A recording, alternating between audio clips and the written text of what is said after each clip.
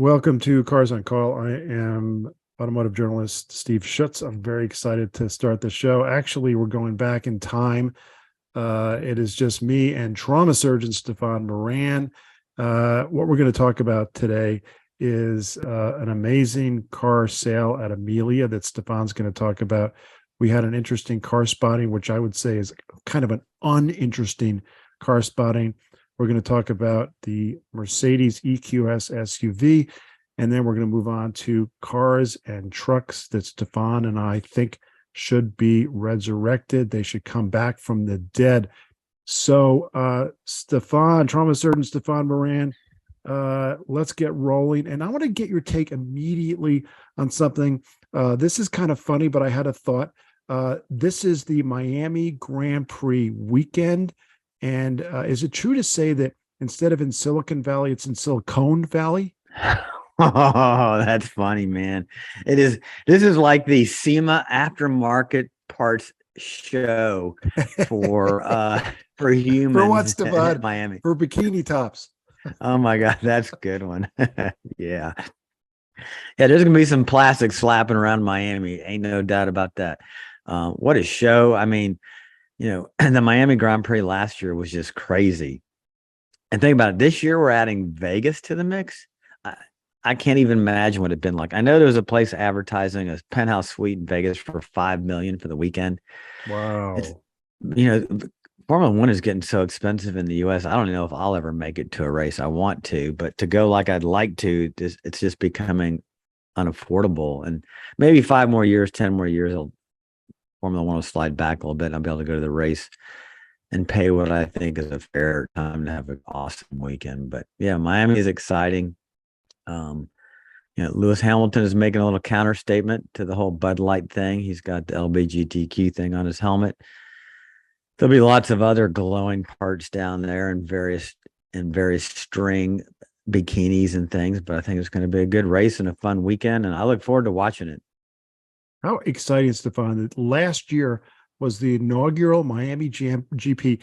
And when they set this up, there was a question about how successful it would be, how many spectators would show up, and what the ratings would be.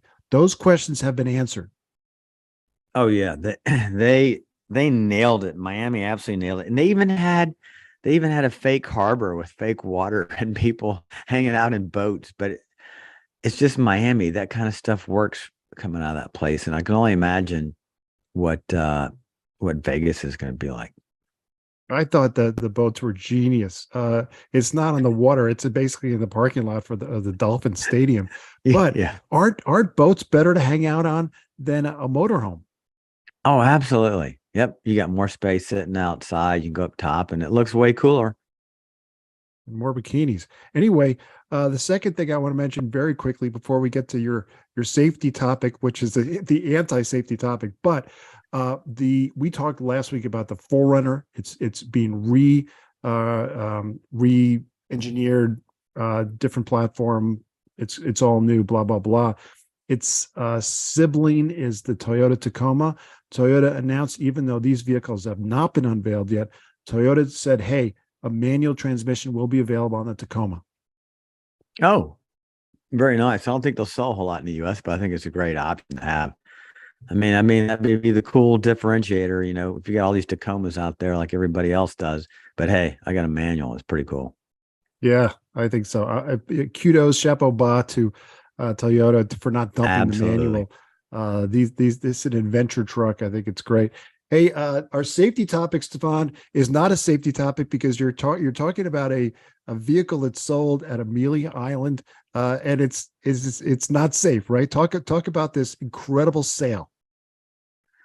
So Amelia Island, a 1964 Shelby Cobra 289 slab side, and so these are the very earliest Cobras. They had the smaller, skinnier body, and they're called the slab side because literally it looks like somebody took a knife and cut the sides of the car, just slabbed it off like you would a piece of bread. So the fenders have this very unusual vertical part.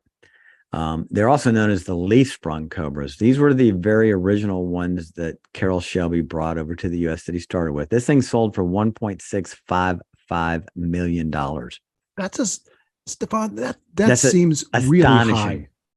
That is really high. Now there were some peculiarities about this car. I mean, this was a very early car. It only had 3,600 miles on it. It was they only made 453 of these. It had the rack and pinion steering, and it was returned to its original state that it came from the factory. And the thing with a lot of these Cobras are that they've all been modified over the years. People have changed the fenders, they've changed the engines, they've upgraded them, they raced them, they crashed them. This is a car that's back to the way it came from the factory. It even came with a hard top, second set of wheels. So it was a huge sale. I was really surprised. I mean, that is big money.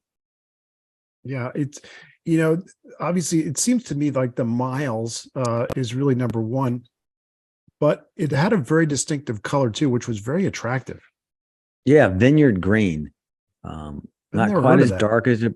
Yeah, I hadn't either. Not as dark as the British racing green, but a little bit lighter. But it was a beautiful car. Had wire knockoff wheels, and it got a perfect. I mean, like 3-year restoration. It was huge. But yeah, this is the antithesis of a safety vehicle.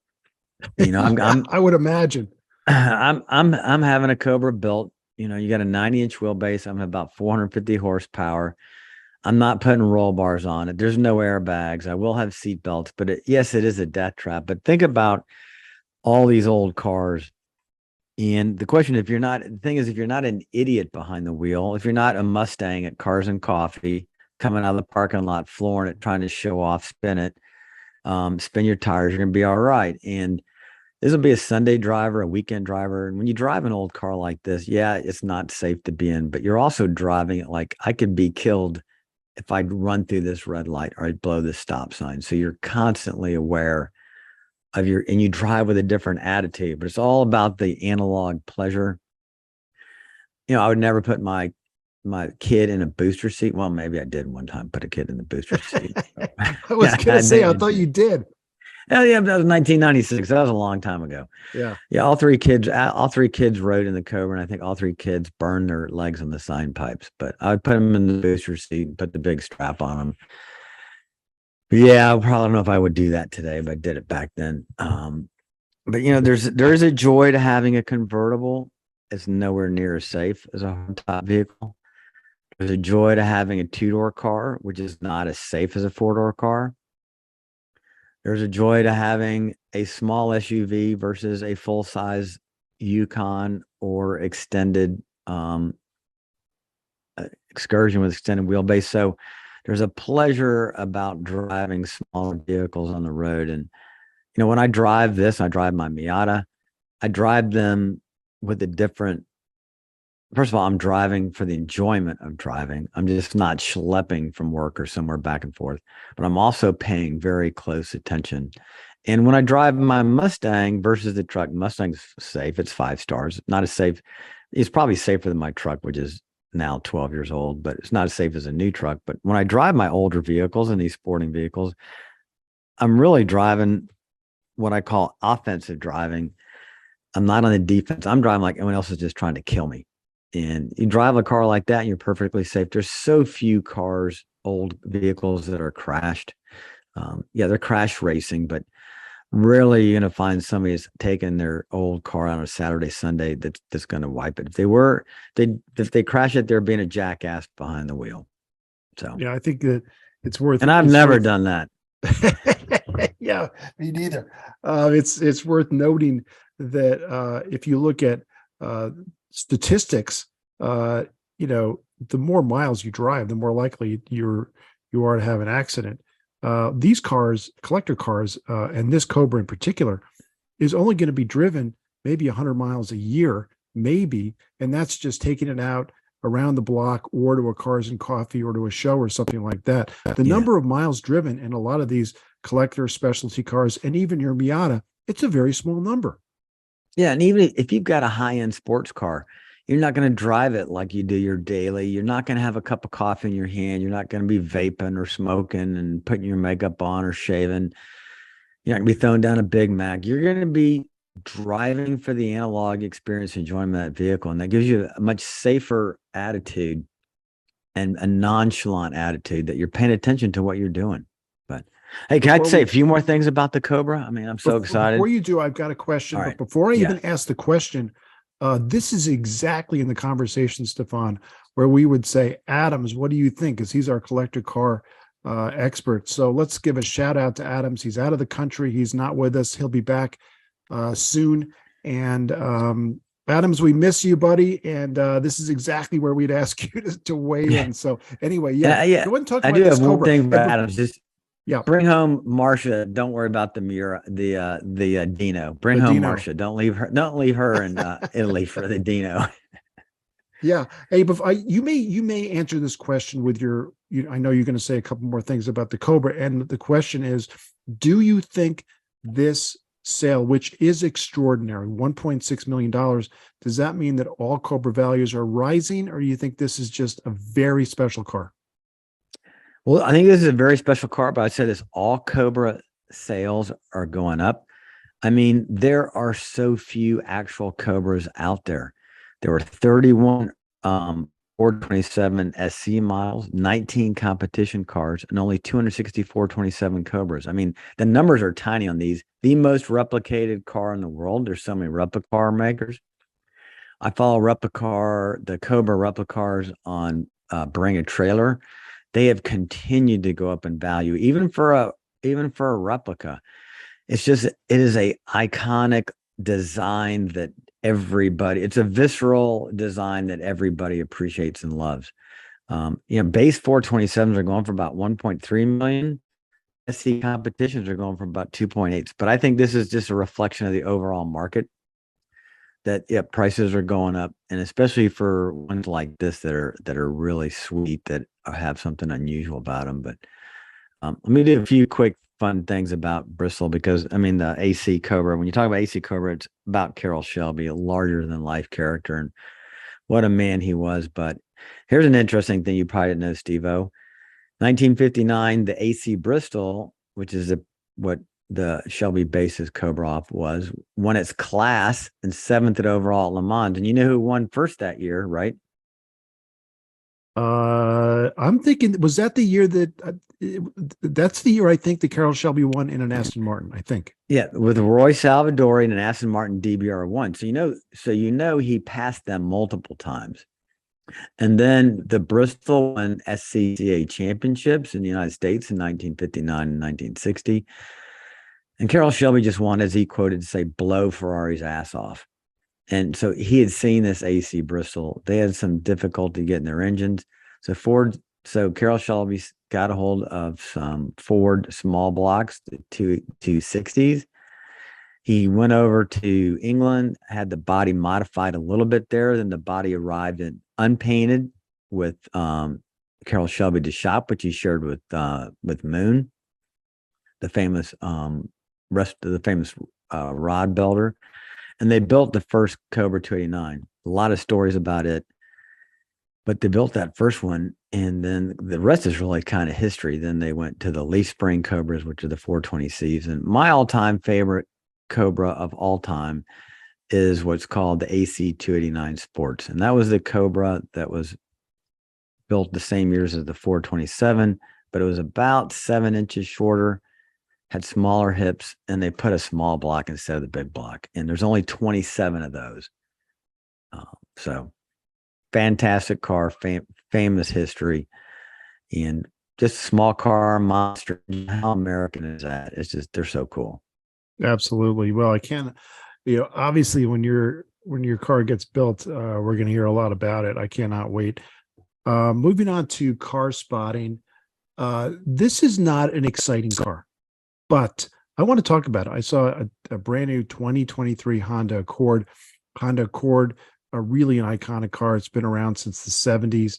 And this new Accord is not iconic. Stephan, I saw this thing and it looks like a cut rate, cut price Audi A7. It looks very derivative styling wise.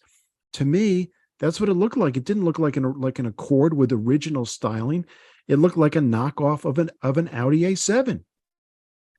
Yeah, it's sad. I had a 79 Accord. My wife had an 83 Accord. My other friend had an 80 Accord, and then The other guy had a 84 Accord. I had the hatchbacks, they had the four-door, my wife had the four-door. They were cool. They looked great. I mean, they were fantastically styled for the time, a lot of car for the money. And kind of like Gary Duncan has said that, Honda's kind of lost their way. I mean, yeah, they got the hot, the hot Civic R type, but outside of that, it's boring. You're right. I looked at it. It's derivative styling. The front end kind of looks real flat, almost like maybe a Polestar or something from Scandinavia. Then they got the little bit of the German in the back. And I'm not predicting this is going to put Honda back to the top of the sales chart. Unfortunately, I've got a real place in my heart for Honda. We've had several of them. Fantastic cars. They're still great cars, but they're just really, really boring. Yeah, it shouldn't be. One of the really best looking cars of the 80s was a third generation Accord. And we remember that because it had the hidden headlights that popped up. And that car was a total home run for Honda. And they stood out because they had good engines, good transmissions, good tech for the time. And they were distinctive. And this Accord just looks boring to me and derivative. Nothing about it that's exciting. Gary Duncan, of course, our guest from a few weeks ago, who is the expert on Japanese K cars and all things Japanese. He's high on Hyundai. He's high on Kia. He's not high on Honda.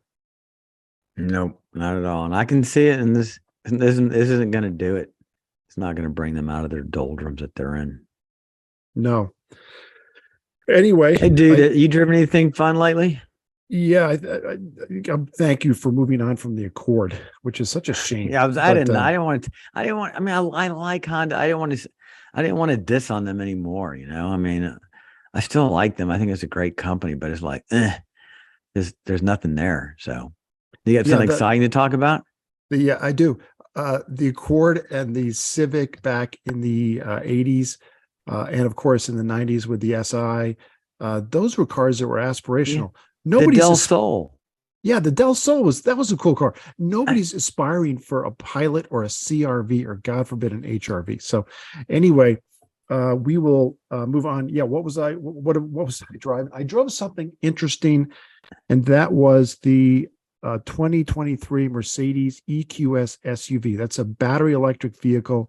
It's basically the S-Class SUV. It's supposed to be the GLS, but all electric. And what I'd say a couple things about it, because I was not really impressed. It didn't feel like it had a heft. And what I mean by that is you get into an S-Class or a GLS, and you get in, you sit behind the wheel and you feel the steering wheel and you feel what the car feels like when you touch buttons and you drive it around. Heft. It feels kind of heavy and solid. What we used to say about Mercedes, kind of like a bank vault. It just makes you feel very safe, and it's luxurious, and it's a good feeling, this feeling of heft. And this EQS SUV did not have it. I had a very similar feeling with the BMW iX SUV, and my feeling about both of them, and I think this is probably true, although nobody will admit it, they have so much damn weight in the battery pack that the Mercedes and BMW engineers are saying, well, crap, we got to cut weight other places. So they're pulling substance essentially out of the interiors. The materials are lighter, and you lose that sense of heft. And I just didn't like it. Another thing I don't really like is it's smaller than the GLS, at least on the inside. And the EQS SUV essentially is the EQS sedan, but kind of, different body and a little not slightly, it does have a bigger interior, but it's not huge, and it certainly feels smaller than the GLS. So I felt like I was underwhelmed. I guess the big thing that's really cool is there's a 57-inch hyper screen, Stephan, that talk about driver distraction. Yeah, it goes from one end to the other of the interior. My test car did not have that. And I guess I would have to get it because the one they had was pretty, mediocre. So my feeling was, Stephan, this is a car that starts at $105,000 and goes up from there. It should have more heft. It should have felt more luxurious. It should have felt more special. That's my 2 cents. Let me ask you this, Steve-O. So when I think about a car like the EQS, this is like a flagship BEV. And when I think of flagship BEVs for automotive manufacturers, I'm thinking Lucid. I'm thinking Tesla. I'm thinking the Ioniq 5 from Hyundai. I'm thinking where they come out, because it's a BEV, they give the designers, interior and exterior, carte blanche, and say, make me something that looks cool, electric, George Jetson. Don't just slap motor and battery on something we already have and maybe close out the grill, maybe flush the door handles. So when I look at this EQS, I'm like, damn, if I'm spending that kind of money for a flagship electric vehicle, it doesn't look like a flagship electric vehicle to me. Maybe there's people out there that want something that's more stoic appearance for an EV. But if I'm going all out, I'm going all out on an EV. I want people to say, damn, who makes that EV? I don't want them to go, what is that? It says EQS on the side mirror. Let me look that up. That's kind of cool looking, but what is it? No, I want people to say, whoa. It's like when you see an Ioniq 5, boom, that's an EV. You see a Tesla, boom, EV. A Lucid, which I've seen one, that was like a spaceship coming down the road. I'm like, whoa, was that really Lucid Air? And I finally saw one. That's what I think. Now, in 20 years, we'll be saying that about EVs. No, but to ask the premium, to ask the big bucks for these things, there's got to be, they did it with the Prius. It looks different. Okay. It's a hybrid, but there's something special about that car. This thing, this is just another cookie cutter SUV squashed down to make crossover, not quite a car. I don't know, but it's cool. Yeah. I mean, it's all right, but it doesn't. I think that's a great blow me point, away. Stephan. That's a great point, and thanks for making it, because when you have an S-Class, it's a very expensive car. But when you drive down the road in an S-Class, you come up behind somebody in the highway, it visually makes a statement. And the statement essentially is, hey, somebody important is behind you. You probably ought to move over. This is an important person coming through. It makes a statement. And that's something I think that's lacking both in the EQS sedan and the EQS SUV, which is what you're saying. I agree. It doesn't make a statement that I think it needs to. You're spending that much money on a car, Stephan. It should make more of a statement. Yeah, and an EV to me is a statement vehicle. You've made a statement to the world that you're concerned about the environment. You want to go pure electric. You're going to pay extra money. You're going to put a charger in your house. It's going to be a hassle when you go on a road trip. And yeah, for all that, I want something that looks badass, cool, that doesn't look like a regular car. Yeah, actually, one thing that we talked about a couple of weeks ago, and I agree with you, Stephan, about the Lucid, but one thing that makes a statement, it's a BEV, is the Porsche Taycan. Yeah, that's absolutely, you're right. Think about it. Porsche did not. There's no derivative styling in that thing, and like the Audi e-tron too. They made this thing is, but maybe somebody that think they're buying a tall electric S-Class wants this. I don't think so, because people that drive an S-Class, they like the fact that they look like they're something special in that S-Class, and I agree with you. But you talk about that dash on that thing. How many inches? 57. Geez, long dong silver on the dash, man. I mean, sorry, listeners. That just came out of the limbic part of my brain. I don't know what happened to me. I apologize. But 40 seconds. Okay, 40 seconds is the average delay time now when somebody goes to one of these screens on these new, even a Tesla screen. By the time they go to make a radio change, make a temperature change in the vehicle, it's 40 seconds. And 57 inches is, I imagine, it's going to be longer than 40 seconds on that thing. Yeah.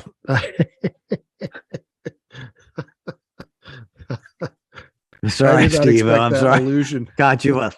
What comes out of my mouth is, there tends to be a lot of unexpected out of my mouth. It's just, Oh my gosh. So, I've always, yeah, as a trauma surgeon, I've had to think on my feet, and I have to be instantaneous in my decision making.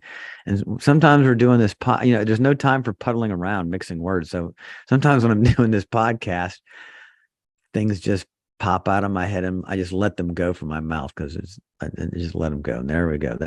So once again, I apologize. But time to move on. All right. What yeah. do we got next When I after write my that? review of the EQS SUV, I will say something like it's a big screen without using any. I would not say like like a certain former movie star. Um, Yeah.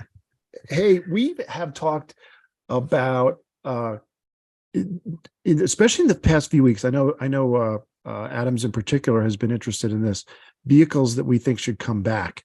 And I don't mean as a BEV, I mean like an internal combustion engine return. And what I mean is we have seen some very successful resurrected brands.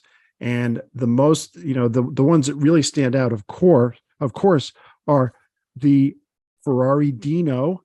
I think that is Adam's favorite car, but the new Ferrari 246, I forgot what the hell, 296, sorry, is essentially, it's a V6. So it's a resurrected Dino. So that's been resurrected. The Ford Bronco and the Volkswagen Beetle made a huge comeback with the new Beetle. So those have already come back. And then you and I, Stephan, have also talked about, hey, they should bring back the Nissan Xterra because the 4Runner is so successful. They should have some competition. I think the Xterra would be excellent competition for the Wrangler, the Jeep Wrangler, or the Ford Bronco.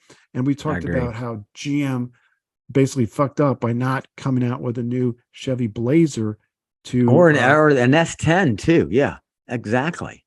A K5 yes. Blazer or the S10, either one. Yes.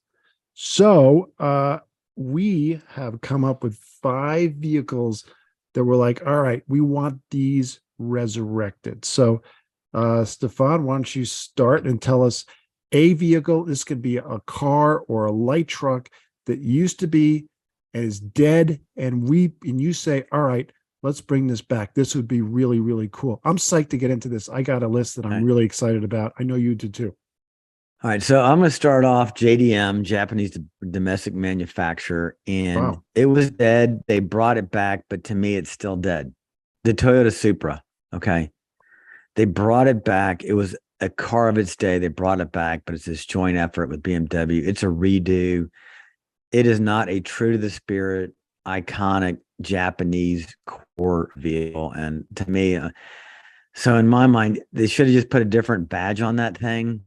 It is not a Supra of the heritage that comes from that vehicle. So for me, I'd like to see a real Toyota Supra. That's my JDM pick. What do you think, Steve? I love that pick. Love it. When they said they were going to come up with a new Supra, I was very excited. And then so was I. BMW engine, BMW transmission. Jason Camisa from I think Haggerty went through a Supra, counting the number of BMW signs, whatever, not signs, but little BMW insignias in the guts of that car, and he came up with like 50 just parts all over the Supra, which were BMW parts. I mean, come on. Here's my point, Stephan. If Toyota, which is one of the absolute richest and most resourceful automakers in the entire world, if they can make a GR Corolla that we love, they can make a Supra. Exactly. Yep. So that was my first pick. What's your first pick, Steve-O? My first pick actually is also a Toyota. And yeah, I think, and I love the Supra.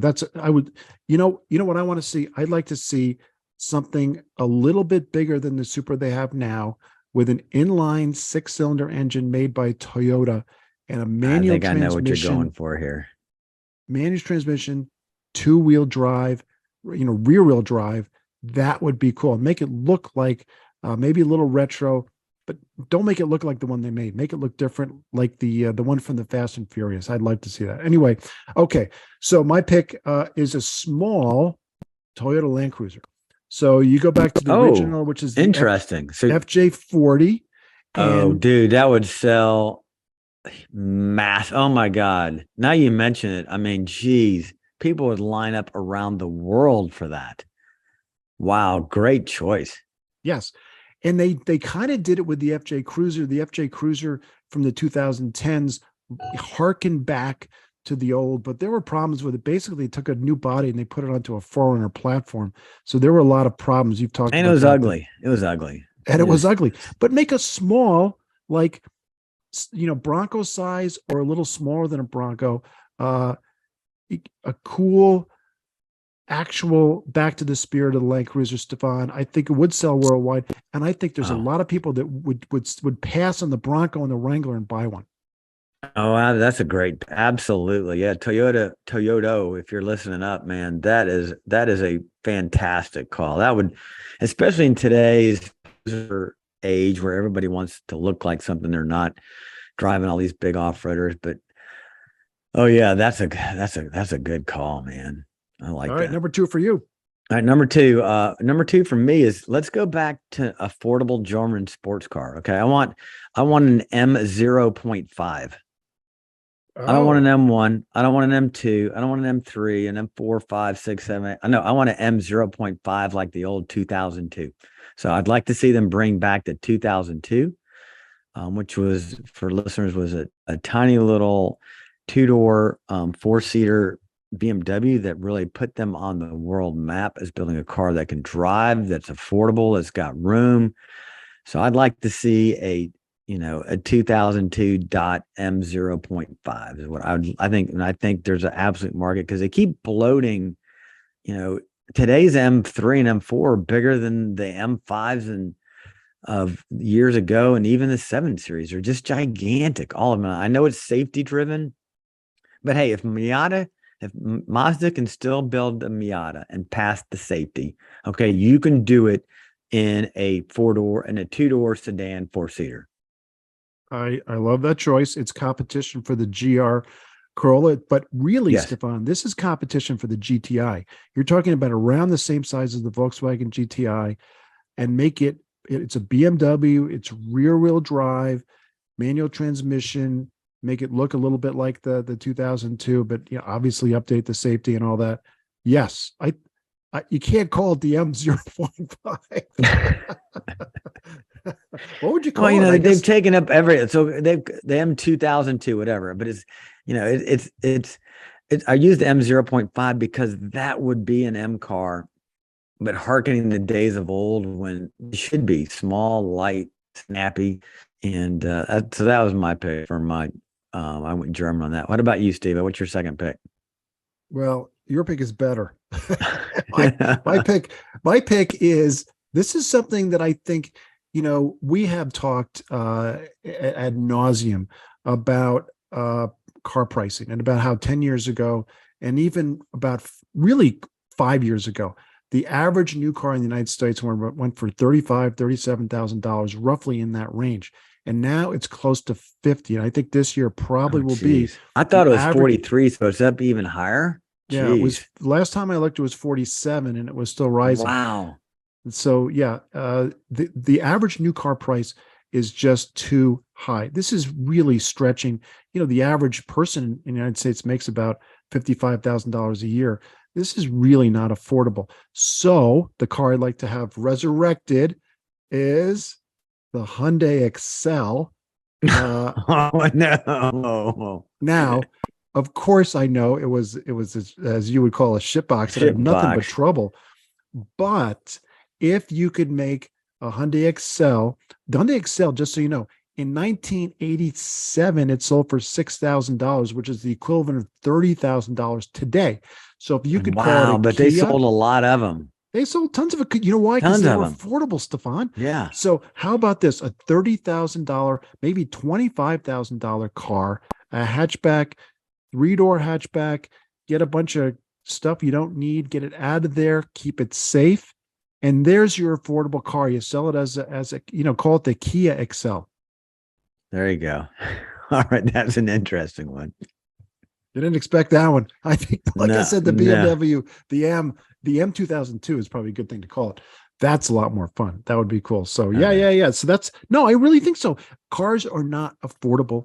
I do give Tesla credit. They're dropping the price of their cars finally, but they're still very expensive. The average Tesla last year went for $66,000. I'd like to see more affordability in the market. That's a good call. You're looking at the market. So Yeah. By the way, before we move on, before I ask you your next one, you've talked about the best-selling vehicle, the F-150, no longer being affordable, much more expensive than it was even 10 years ago. I'd like to see the pickups become more affordable. yeah, exactly. I mean, yeah, my pickup is $60,000 today. It's double of what I paid 12 years ago. And I'm like, $60,000 for a cloth interior XLT. I mean, I've got nothing fancy. I'm like, geez, yeah, affordable. I like you thinking about the masses there, and an affordable, safe vehicle that doesn't break the bank. Ford makes a ton of profit on every F Series truck. They can give away a little bit of profit. It doesn't have to be, let's say that what if they just made instead of $10,000 profit, which they make even on the mid range of the F-150, what if they just made 8,000? They could give a really good break to customers who in the age of inflation are hurting. That's why I picked the Hyundai Excel. So what's your Uh, next one? so my next one, this is off the wall. This is my French heritage. I'm going to Ireland tomorrow to go to my father's homeland where his family originated from. My wife is an O'Kelly, so I'm going back to France here, and the Citroen changed the world with the traction evolved in the DS, the Citroen DS, and they changed the world with that car. That thing was literally like a spaceship had landed on Earth. The hydrodynamic suspension, everything. French automotive manufacturing had a little bit of a renaissance with the Alpine, but that's going kind of dwindling. They've kind of re-brought out the DS brand. They've slapped that label on something, but they need a game-changing design, a true Citroen DS, and I think they could do that with an EV design because being an EV allows you to push the limits of what people are willing to accept in design because it is an EV. It's supposed to be cool. It's supposed to be different. And I think for every automotive manufacturer out now is the time to bring out those designs that are like, whoa, we can't do that. No, now is the time with BEVs to just throw it out there at the consumer and they will bite. And I think this is an opportunity for Citroen to just change the world again with an EV that they call the DS or the small E capital DS or something like that. That's what I think, Steve. Dreaming, Uh, but I think dreaming, being half French, I'm German. That's what I think. what I like about that, Stefan, is the DS was different for two reasons. Obviously it had the tech, but the two real reasons, it had a true elegance. I would say it had French elegance in the Oh, design, yes. in the interior. It was different, but it was elegant. The second thing it had was probably the best ride of any vehicle back in the 50s and 60s. What if you made a DS BEV, but made it with a really soft, very compliant ride? Too many cars now, they're all like, we want to be German. So it gives you a ride that's too rough. Soften up the ride. That's what I would like to see in a DS. Yeah, I think that's perfect. You're right. We all think we need to have this car that we can throw around corners. And I drive my Mustang around with the suspension on the comfort setting all the time. Yeah. Only do I ever switch it over. And it's no, you're just cruising here and there back and forth. Man, you want comfort. And yeah, yes, innovated that with the hydrodynamic suspension. The car, would go up and down and those seats are wonderful. And it is, if you ever have the opportunity to ride in one, it is quite the experience of like, whoa, you are just like literally floating down the highway. It's a wonderful car. Yeah. One That's my thing we've talked about is Genesis. One of the many things that they're doing right is that they've decided we're going to do something different. Our interior is going to look different from a Mercedes. It's going to be Korean. We're going to make it look a little bit. It's going to be elegant, but it's Korean elegance. Why not French elegance? The French are more elegant than the Koreans. Oh yeah, the world's richest man, LMVH. Can't remember the dude's name, but yeah, it's there, and the talent is there, and I would like to see that happen.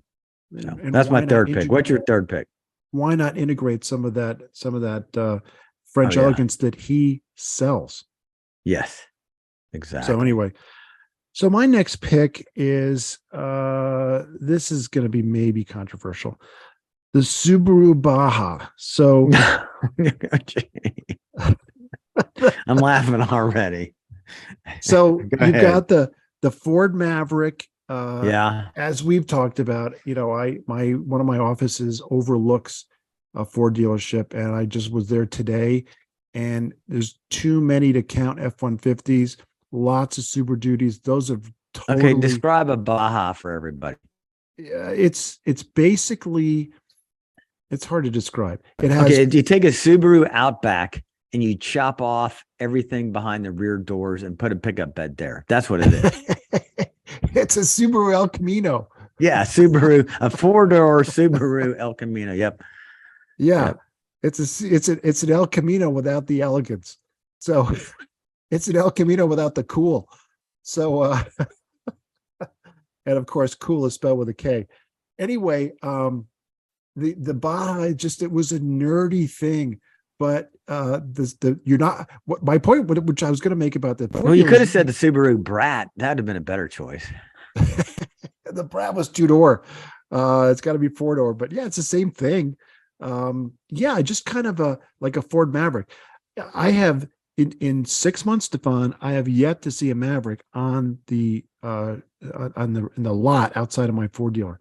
They're still like Broncos, hotcakes, aren't they? The Santa Cruz, yes, the Mavericks. Broncos and Mavericks, you will not find them. Lots of F-150s, Explorers, even tons of Explorers or Bronco Sports. I haven't seen a Maverick in at least 6 months. They are selling like crazy because it's cool. So Subaru could do exactly the same thing. So yeah, I think if that, I don't know if I want to call it the brat, but either the diet or a child who's misbehaving, either one is very appetizing. All right. So my fourth choice. Oh, we've talked about this vehicle so many times on this show, and it was a car that I coveted and wanted. I was jealous of every little Washington and Lee and William and Mary rich kid want from the Northeast coast that came down the South that showed up in a Saab 900 turbo. Yes. The Saab 900 was such an iconic design. It had quirks. It was amazingly functional. It was fun to drive, and it was so sad today that Saab went away. But so I would like to see Resurrection because it's a very functional. It get people out of SUV. I mean, it really almost was. It was a 2-door gigantic hatchback. It was almost a mini SUV in its own right. The ways it was functional. So my pick is the Saab 900. That's awesome. It was, I have a T-shirt that has a Saab 900 on it. One of my nurses Yeah, asked, you "What?" showed that to me. You just got it from Blip Shift.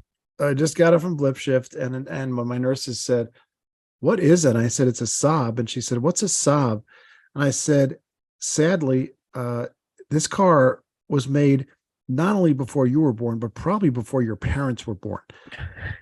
And that's a shame because it made such an impact. It was a very cool car. It was absolutely, Stefan, the equal to the BMW 325i back then. Yes, yes, it was. I thought they were way cooler than my buddy had a black one, a turbo.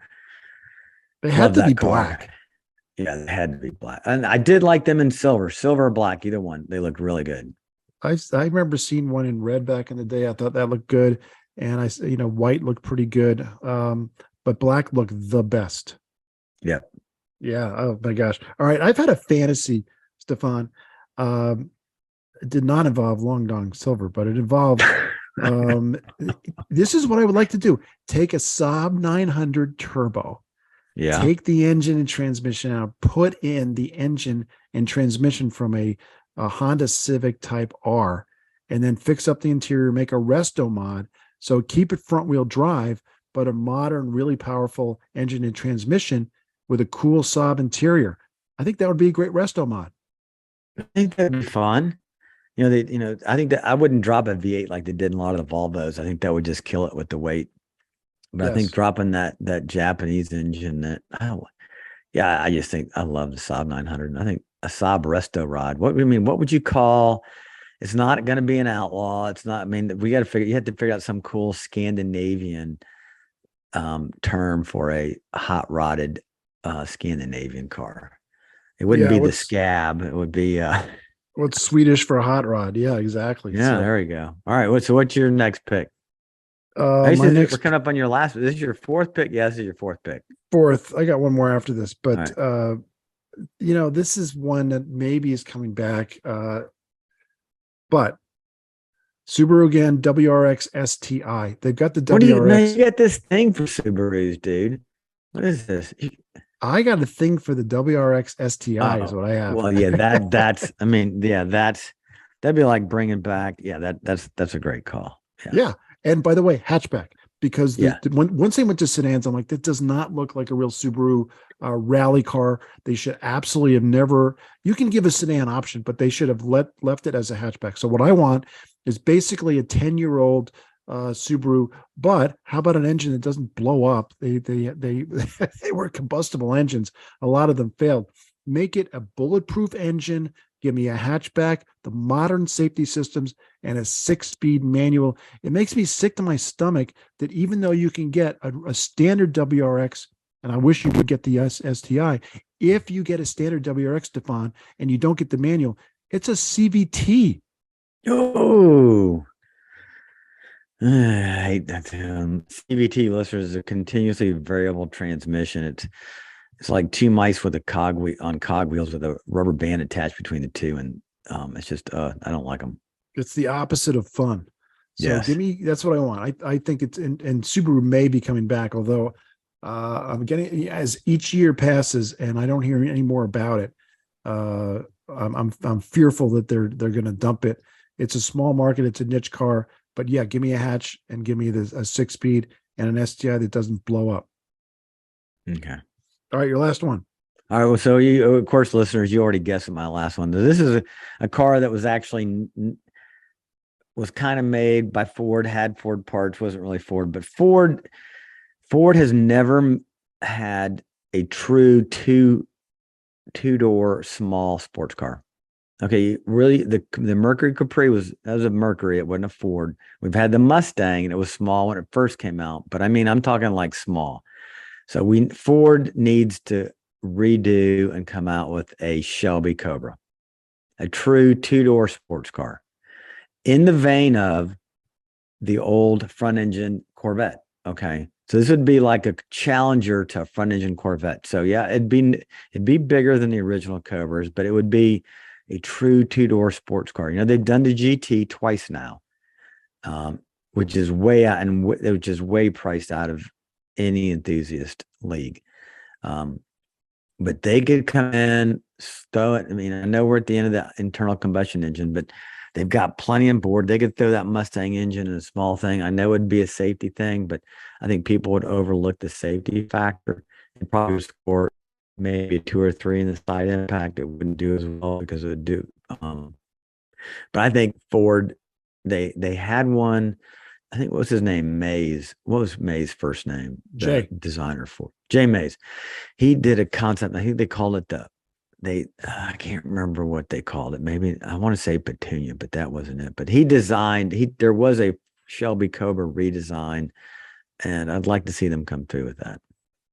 All right. That's a pretty good segue, Stephan, because my number 5, we did not share our lists. No, no listeners. This is new. We did not share this. So my number 5 car is the Shelby Cobra, and oh, no way. Here's the thing that you were alluding to. In 2004, Ford made a one-off concept vehicle that they were going to put into production. It had an engine and a transmission, Stephan. And in 2007, it was auctioned for $825,000 to Chris Theodore, who's the former VP of product development. And he bought it for $825,000. And I thought, that's a lot of money for a one-off Cobra, but it looked beautiful. I loved it. I'm like, that's what they should do. They should bring that back just like that. I mean, they have to update it now. That was 2004, but it would look kind of like that. And if they should do that. And I thought, this guy, good for him. He bought it for 825. He's going to keep it forever. No, he sold it in 2021 for $2.64 million. Oh my gosh. So he got a big profit on it, but he lost a really, really wonderful car. Stephan, if whoever any listener, just Google 2004 Shelby Cobra concept. I think it's Ford. They call it a Ford Cobra because it's not Shelby involved, but it's beautiful. And they could do that and not change it too much from that, Stephan. I think it would sell. I think absolutely people would take it over a Corvette. Well, look how many replicas they sell. So they sell a ton of replicas. And think about it, this is a one-off car that the guy made $1.4 million of profit in a couple of years. Yeah. Oh, so yeah, it would sell. And you always wonder why they haven't done it. That one had a V10 in it, which is pretty cool. But now they could just do they've got so many nice V8s now. It's so much cooler than a Viper. It's so much cooler than a Corvette. And oh, by the way, not only does this iconic design that harkens back to a lot of racing success, but you're right, people continue to buy hundreds of these replica cars every single year. This would be the original one from the factory. But another thing that needs to be said, it's a great name. There's something about the word Cobra. It's cool. And you put Shelby with it, it's even cooler. Most everybody knows about Shelby. They will for a long time. And hey, I just looked it up. It wasn't Petunia, it was Daisy. I was close. It was a flower, but the code name for the secret project was Daisy at that car. Yeah. And then I think, oh my God. Yeah. That's what they need to do. That's my number one pick. I saved it for last. And it would sell. Absolutely. Especially now that we're at the end of the internal combustion engine era. What time now to pump out a two-door convertible halo car with a monster engine? They would sell. I mean, I can't even imagine how many they could sell. I'd be in line. Charge $200,000 and people would line up and buy them. It would be obviously limited production, but absolutely, Stephan. Why limit it? Why limit it? They could sell. I mean, they could sell as many as they could build. They'd sell a lot of them, Stephan. So anyway, yeah, I absolutely would love to see that back. I'm not nearly the Cobra guy you are, but I absolutely would love to see that come back because it's got a cool factor. It's a special American car, and anybody would be proud to own it. It would be an heirloom for a car guy family. So I'd sell everything I had to get one.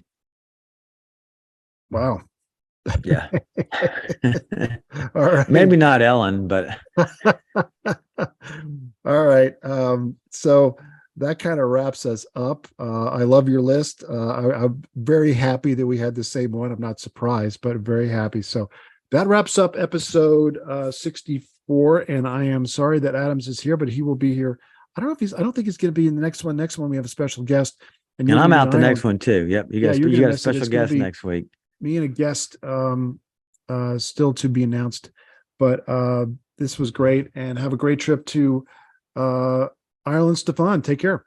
Hey, remember, like, listen, and subscribe, people. Yeah. And you can't forget that, Steve. Oh, come on, dude. Like, listen, subscribe, tell all your friends, spread the word if you want to keep hearing this podcast so we don't just run out of energy because we run out of money and quit. All right, talk to you later, man.